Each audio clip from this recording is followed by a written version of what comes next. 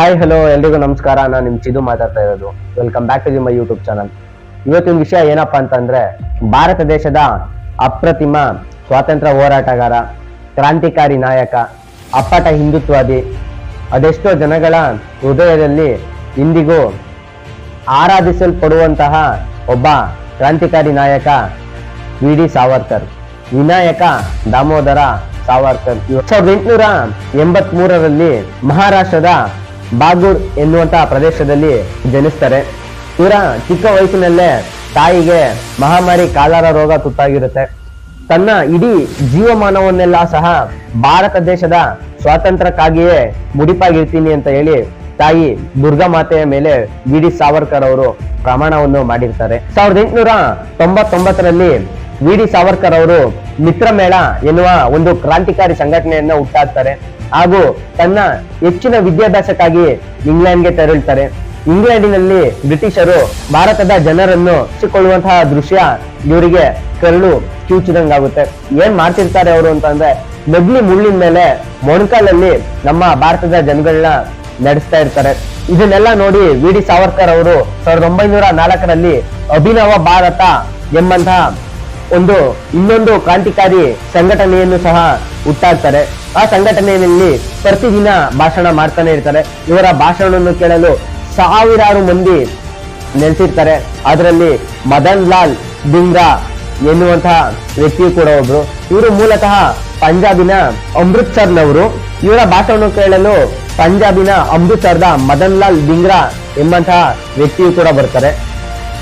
ಇವರು ಎಷ್ಟರ ಮಟ್ಟಿಗೆ ವಿ.ಡಿ. ಸಾವರ್ಕರ್ನ ನೋಡಿ ಇನ್ಸ್ಪೈರ್ ಆಗಿರ್ತಾರಪ್ಪ ಅಂತ ಅಂದ್ರೆ, ವಿ.ಡಿ. ಸಾವರ್ಕರ್ ಅವರು ಒಮ್ಮೆ ಮದನ್ ಲಾಲ್ ಧಿಂಗ್ರಾರ್ ಅವರಿಗೆ ಹೇಳ್ತಾರೆ, ನಮ್ಮ ಭಾರತೀಯರನ್ನು ಈ ರೀತಿ ನಡೆಸಿಕೊಳ್ತಿರುವುದು ಕರ್ಜನ್ ವ್ಯಾಲಿ ಎಂಬಂತಹ ವ್ಯಕ್ತಿ, ಆತನನ್ನು ನೀನು ಕೊಲೆ ಮಾಡಬೇಕು ಅಂತ ಹೇಳಿದ ತಕ್ಷಣ ಮದನ್ ಲಾಲ್ ಧಿಂಗ್ರಾರ್ ಅವರು ಮರು ಯೋಚನೆ ಮಾಡದೆ ಆ ಕೆಲಸಕ್ಕೆ ಎಲ್ಲಾ ರೀತಿಯ ಸಿದ್ಧತೆಯನ್ನು ಮಾಡಿಕೊಳ್ತಾರೆ. 5 ಪಿಸ್ತೂಲ್ಗಳನ್ನು ಖರೀದಿಸಿ ಸುಮಾರು 1 ತಿಂಗಳ ಕಾಲ ಒಂದು ಪ್ಲಾನ್ ಅನ್ನ ಮಾಡಿ ಕರ್ಜನ್ ವ್ಯಾಲಿರವರನ್ನು ಹತ್ಯೆಗೈಯಲು ಸಜ್ಜಾಗ್ತಾರೆ ಅಂತಾನೆ ಹೇಳ್ಬೋದು. ಒಂದು ಸಭೆಗೆ ಕರ್ಜನ್ ವ್ಯಾಲಿರವರು ಅತಿಥಿಯಾಗಿ ಬಂದಾಗ ಮದನ್ ಲಾಲ್ ಧಿಂಗ್ರಾರ್ ಅವರು ತಮ್ಮ ಪಾಕೆಟ್ ನಲ್ಲಿ ಪಿಸ್ತೂಲ್ ಅನ್ನ ಬಚ್ಚಿಟ್ಕೊಂಡು ಹೋಗಿ ಕೊನೆಯ ಬೆಂಚಿನಲ್ಲಿ ಕುಳಿತುಕೊಳ್ತಾರೆ. ಕರ್ಜನ್ ವ್ಯಾಲಿ ಅಂತಹ ವ್ಯಕ್ತಿ ಭಾಷಣವನ್ನು ಮಾಡಲು ಮುಂದಾದಾಗ ಮದನ್ ಲಾಲ್ ಧಿಂಗ್ರಾರ್ ಅವರು ತಮ್ಮ ಜೇಬಿನಲ್ಲಿದ್ದ ಬಂದೂಕನ್ನು ತೆಗೆದು ಒಂದು ಗುಂಡಿಗೆ ಆತನ ಎದೆಯನ್ನು ಸೀಳ್ತಾರೆ ಅಂತಾನೆ ಹೇಳ್ಬೋದು. ಒಂದು ಬುಲೆಟ್ ಬಿದ್ದ ತಕ್ಷಣ ಕರ್ಜನ್ ವ್ಯಾಲಿ ನೆಲಕ್ಕೆ ಕುಸಿಯುತ್ತಾನೆ. ಆಗ ಮದನ್ ಲಾಲ್ ಧಿಂಗ್ರಾರ್ ಎಲ್ಲೂ ಓಡೋಗಲ್ಲ, ಅಲ್ಲೇ ನಿಂತ್ಕೊಂಡು ಹೇಳ್ತಾನೆ, ನನ್ನ ಒಂದು ಬುಲೆಟ್ ನಿನ್ನನ್ನು ನೆಲಕ್ಕೆ ಕೆಡವಿದೆ, ನನ್ನ 1 ತಿಂಗಳ ಶ್ರಮವನ್ನು ನೀನು ಹಾಳು ಮಾಡಿದೀಯಾ ಅಂತ ಅಲ್ಲೇ ನಿಂತ್ಕೊಂಡು ಹೇಳ್ತಾನೆ. ಮದನ್ ಲಾಲ್ ಧಿಂಗ್ರಾರ್ ಅವರನ್ನು ಬ್ರಿಟಿಷ್ ಪೊಲೀಸರು ಅರೆಸ್ಟ್ ಮಾಡ್ತಾರೆ. ಅರೆಸ್ಟ್ ಮಾಡಿ 1909 ಆಗಸ್ಟ್ 17ರಂದು ಮದನ್ ಲಾಲ್ ಧಿಂಗ್ರಾರ್ ಅವರನ್ನು ನೇಣಿಗೆ ಹಾಕ್ತಾರೆ. ವಿದೇಶದಲ್ಲಿ ನೇಣಿಗೆ ಶರಣಾದ ಮೊದಲ ಕ್ರಾಂತಿಕಾರಿ ಎಂಬ ಹೆಗ್ಗಳಿಕೆಗೆ ಮದನ್ ಲಾಲ್ ಧಿಂಗ್ರಾರ್ ಅವರ ಹೆಸರು ಸೇರ್ಪಡೆಗೊಳ್ಳುತ್ತೆ ಸ್ನೇಹಿತರೆ. ಇದಕ್ಕೆ ಕಾರಣ ವಿ.ಡಿ. ಸಾವರ್ಕರ್ ಎಂದು ಅವರನ್ನ ಅಂಡಮಾನ್ ನಿಕೋಬಾರ್ ಸೆಲ್ಯುಲರ್ ಜೈಲ್ಗೆ ಕರೆದುಕೊಂಡು ಬ್ರಿಟಿಷರು ಹೋಗ್ತಾ ಇರ್ತಾರೆ. ಹೋಗ್ಬೇಕಾದ್ರೆ ವಿ.ಡಿ. ಸಾವರ್ಕರ್ ಅವರು ಒಂದು ಉಪಾಯವನ್ನು ಮಾಡಿ, ನಾನು ವಾಶ್ರೂಮ್ಗೆ ಹೋಗ್ಬೇಕು ಅಂತ ಬ್ರಿಟಿಷ್ ಪೊಲೀಸರಲ್ಲಿ ಕೇಳ್ಕೊಳ್ತಾರೆ. ಅವರು ಒಪ್ಪಿ ಕಳಿಸಿದ ತಕ್ಷಣ ವಿ.ಡಿ. ಸಾವರ್ಕರ್ ಅವರು ಹಡಗಿನ ಒಂದು ಚಿಕ್ಕ ಕಿಂಡಿಯಲ್ಲಿ ಸಮುದ್ರಕ್ಕೆ ಹಾರ್ತಾರೆ. ಆ ಚಿಕ್ಕ ಕಿಂಡಿಯಲ್ಲಿ ತೂರುವಂತ ಸಮಯದಲ್ಲಿ ವಿ.ಡಿ. ಸಾವರ್ಕರ್ ಅವರ ಚರ್ಮವೆಲ್ಲ ಸುಲಿದು ತುಂಬಾ ಗಾಯಗಳಾಗುತ್ತದೆ.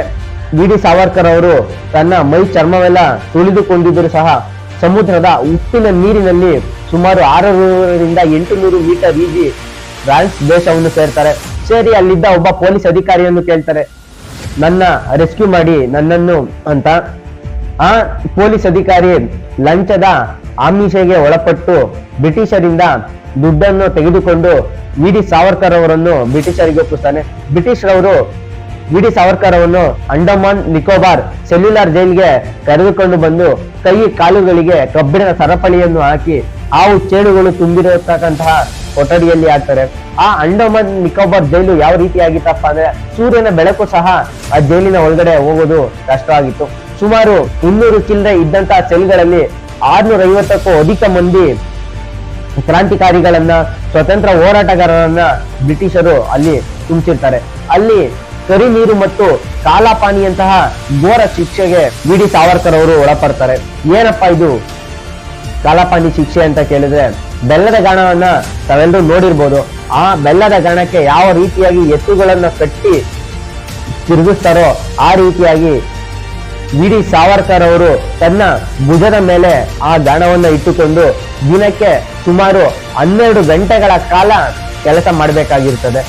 ತನ್ನ ಮೂಳೆಗಳು ಎಷ್ಟೇ ಸವೆದ್ರು, ಎಷ್ಟೇ ನೋವುಂಟಾದ್ರು ತಾಯಿ ಭಾರತ ಮಾತೆಗೆ ಅವರು ಕೇಳ್ಕೊಂತಾರಂತೆ, ಇವರು ಎಷ್ಟೇ ಕಷ್ಟ ಕೊಟ್ರು ಸಹ ನನ್ನ ಮನಸ್ಥಿತಿ ಬದಲಾಗ್ದಿರ್ಲಿ ಅಂತ ಹೇಳಿ ತಾಯಿ ಭಾರತ ಮಾತೆಗೆ ವಿ ಡಿ ಸಾವರ್ಕರ್ ಅವರು ಕೇಳ್ಕೊತಾರೆ.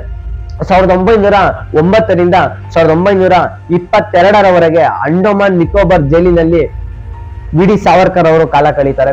ಅದೆಷ್ಟೋ ಬಾರಿ ಜೈಲಿನಿಂದ ತಪ್ಪಿಸಿಕೊಳ್ಳಲು ಪ್ರಯತ್ನ ಪಟ್ಟಂತಹ ಸಂದರ್ಭದಲ್ಲಿ ಬ್ರಿಟಿಷ್ ಅಧಿಕಾರಿಗಳಿಗೆ ಸಿಕ್ಕಿಬಿದ್ದು ತದನಂತರ ಬ್ರಿಟಿಷ್ ಅಧಿಕಾರಿಗಳು ಅವರನ್ನು ಅಂಡಮಾನ್ ನಿಕೋಬಾರ್ ಸೆಲ್ಯುಲರ್ ಜೈಲಿಗೆ ಕರೆದುಕೊಂಡು ಬಂದು ಬಿಡ್ತಾ ಇದ್ರಂತೆ ಸ್ನೇಹಿತರೆ. ಇವರು ಅಂಡಮಾನ್ ನಿಕೋಬಾರ್ ಜೈಲಿನಲ್ಲಿ ಇದ್ದಂತಹ ಸಂದರ್ಭದಲ್ಲಿ ತನ್ನ ಸೆಲ್ಲಿನ ಗೋಡೆಗಳ ಮೇಲೆ ಭಾರತದ ಸ್ವಾತಂತ್ರ್ಯ ಸಂಗ್ರಾಮದ ಲೇಖನಗಳನ್ನ ಬರಿತಾ ಇರ್ತಾರೆ V D Savarkar. British government ಇವರನ್ನು 1922ರಲ್ಲಿ ರಿಲೀಸ್ ಮಾಡುತ್ತೆ ಅಂಡಮಾನ್ ನಿಕೋಬಾರ್ ಜೈಲಿಂದ.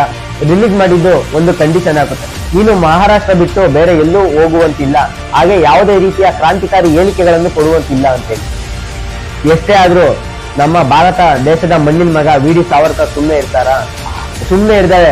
ಮತ್ತೆ ಕ್ರಾಂತಿಕಾರಿ ಹೇಳಿಕೆಗಳನ್ನು ಮತ್ತೆ ಸ್ವಾತಂತ್ರ್ಯ ಚಳುವಳಿಯನ್ನು ಸ್ಟಾರ್ಟ್ ಮಾಡ್ತಾರೆ. ಮತ್ತೆ 1922ರಿಂದ 1924ರವರೆಗೆ ಮತ್ತೆ ಮಹಾರಾಷ್ಟ್ರದ ಜೈಲಿನಲ್ಲಿ ವಿ ಡಿ ಸಾವರ್ಕರ್ನ ಬ್ರಿಟಿಷರು ಬಂಧಿಸಿಡ್ತಾರೆ. ವಿ ಡಿ ಸಾವರ್ಕರ್ ಅವರು ಇಂಕ್ವಿಲಾಬ್ ಎಂಬ ಪತ್ರಿಕೆಯನ್ನು ಸಹ ಆರಂಭ ಮಾಡ್ತಾರೆ. 1915ರಲ್ಲಿ ಮದನ ಮೋಹನ ಮಾಳವೀಯರವರು ಸ್ಥಾಪಿಸಿದಂತಹ ಹಿಂದೂ ಮಹಾಸಭಾದ ಅಧ್ಯಕ್ಷರಾಗಿ 1924ರಲ್ಲಿ ಆಯ್ಕೆಯಾಗ್ತಾರೆ ಸ್ನೇಹಿತರೆ. ಹಿಂದೂ ಮುಸ್ಲಿಂ ಯಾವ ಕಾರಣಕ್ಕಾಗಿಯೂ ಒಂದಾಗಲು ಸಾಧ್ಯವಿಲ್ಲ, ಮುಂದೆ ಒಂದು ದಿನ ಕೋಮುವಾದ ಸೃಷ್ಟಿ ಆಗೇ ಆಗುತ್ತದೆ ಅಂತ ಹೇಳಿ ಗಾಂಧೀಜಿಯವರಿಗೆ ಪರೋಕ್ಷವಾಗಿ ಟಾಂಗನ್ನ ಕೊಟ್ಟಿರ್ತಾರೆ. 1948 ಜನವರಿ 31 ಗಾಂಧೀಜಿಯ ಹತ್ಯೆಯನ್ನು ಮಾಡ್ತಾರೆ ನಾಥೂರಾಮ್ ಗೂಡ್ಸೆ ಅವರು.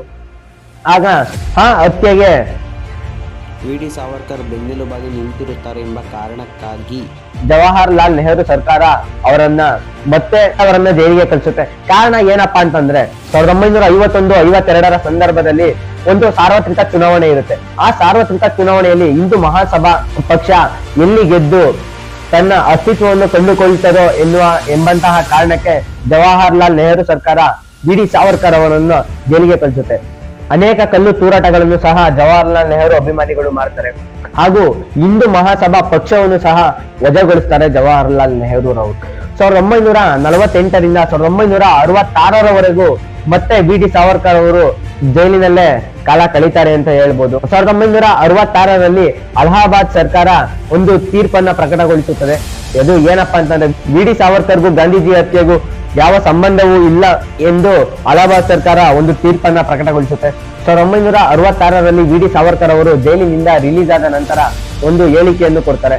ನಾನು ಭಾರತ ದೇಶದ ಆಹಾರವನ್ನು ಸೇವಿಸುವುದಿಲ್ಲ, ಭಾರತ ದೇಶದ ನೀರನ್ನು ಕುಡಿಯುವುದಿಲ್ಲ, ಭಾರತ ದೇಶದ ಗಾಳಿಯನ್ನು ಸೇವಿಸುವುದಿಲ್ಲ ಅಂತೇಳಿ. ಯಾಕಪ್ಪ ಈ ಹೇಳಿಕೆಯನ್ನು ಕೊಟ್ರು ಅಂತ ಹೇಳಿದ್ರೆ, ಸ್ವಾತಂತ್ರ್ಯ ಹೋರಾಟಕ್ಕಾಗಿ ಹೋರಾಡಿದಂತಹ ಅಪ್ರತಿಮ ದೇಶ ಪ್ರೇಮಿ ಕ್ರಾಂತಿಕಾರಿ ನಾಯಕ ಅವರನ್ನ ಈ ದೇಶ ಈ ರೀತಿ ನಡ್ಕೊಂತಲ್ಲ ಎಂಬಂತಹ ಕಾರಣಕ್ಕೆ ಅವರು ಈ ರೀತಿಯಾದಂತಹ ಒಂದು ಸ್ಟೇಟ್ಮೆಂಟ್ ಅನ್ನ ಕೊಡ್ತಾರೆ. ಅವರು ಕೊನೆ ಉಸಿರೆಳೆಯುವ ಕೊನೆ ಗಳಿಗೆಯಲ್ಲಿ ಒಂದು ಗ್ರಂಥವನ್ನು ಸಹ ರಚಿಸ್ತಾರೆ. ಆತ್ಮಹತ್ಯೆ ನಹಿ ಆತ್ಮ ಸಮರ್ಪಣಂ ಎಂಬ ಒಂದು ಗ್ರಂಥವನ್ನು. ಅವರು ಒಂದು ಮಾತು ಹೇಳ್ತಾರೆ, ನಾನು ಯಾರಿಗೂ ಹೆದರಿಕೊಂಡು ನಾನು ಆತ್ಮಹತ್ಯೆಯನ್ನು ಮಾಡಿಕೊಳ್ಳುತ್ತಿಲ್ಲ, ತಾಯಿ ಭಾರತ ಮಾತೆಗೆ ನನ್ನ ಆತ್ಮವನ್ನು ತ್ಯಾಗ ಮಾಡ್ತಿದ್ದೀನಿ ಅಂತ ಹೇಳಿ ವಿ ಡಿ ಸಾವರ್ಕರ್ ಅವರು ತಮ್ಮ ಕೊನೆಯುಸಿರನ್ನು ಎಳಿತಾರೆ ಸ್ನೇಹಿತರೆ. ದೇಶ ಕಂಡಂತಹ ಅಪ್ರತಿಮ ಸ್ವಾತಂತ್ರ್ಯ ಹೋರಾಟಗಾರ, ಕ್ರಾಂತಿಕಾರಿ ನಾಯಕ, ಅಪ್ಪಟ ಹಿಂದುತ್ವವಾದಿ. ಇತಿಹಾಸದಲ್ಲಿ ಅವ್ರಿಗೆ ಯಾವುದೇ ರೀತಿಯ ಸ್ಥಾನಮಾನ ಸಿಗದೆ ಇದ್ರೂ ಕೂಡ ಇಂದಿಗೂ ಲಕ್ಷಾಂತರ ಕೋಟ್ಯಾಂತರ ಅಭಿಮಾನಿಗಳ ಹೃದಯದಲ್ಲಿ ಅವ್ರು ಇಂದಿಗೂ ಜೀವಂತವಾಗಿದ್ದಾರೆ ಅಂತ ಹೇಳ್ತಾ ಈ ವಿಡಿಯೋವನ್ನ ಇಲ್ಲಿ ಮುಗಿಸ್ತಾ ಇದ್ದೀನಿ. ಎಲ್ಲಿಗೂ ನಮಸ್ಕಾರ.